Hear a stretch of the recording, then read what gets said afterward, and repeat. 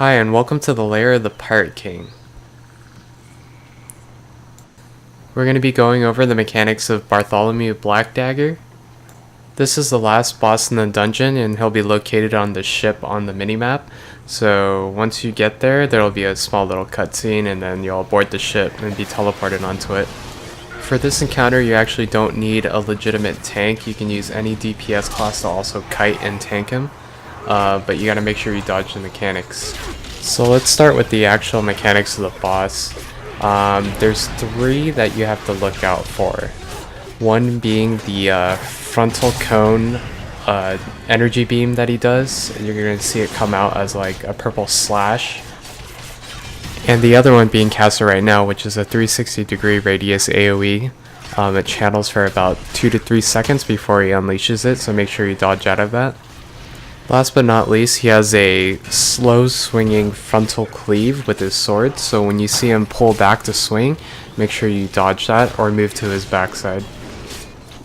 Throughout the entire fight, there's going to be a constant spawning of adds. They're going to vary from just slow, normal moving zombies to ranged archer zombies and also warriors. Again, much like all the other instances around this level, it's best to have a control wizard in the group in order to do massive AoE damage and CC, slow them, knock them back. It's going to really help keep the healer alive, and that's really the main focus. Besides those three adds that I mentioned, there is one set of adds that are unique to this boss fight. They're kind of like ghouls.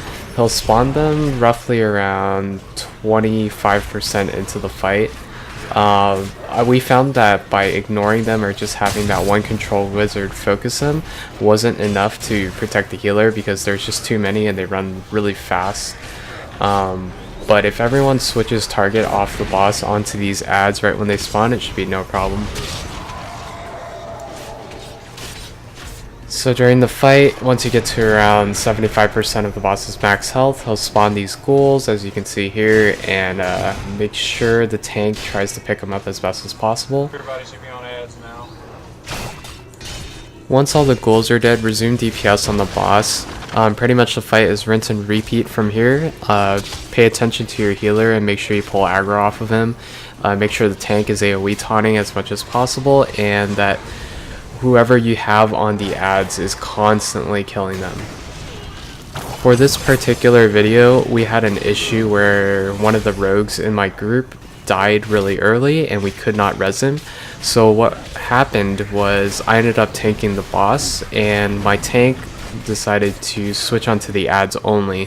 And so we found this to be really cool and interesting, so I thought I'd share with you guys that this boss is doable with a rogue tank.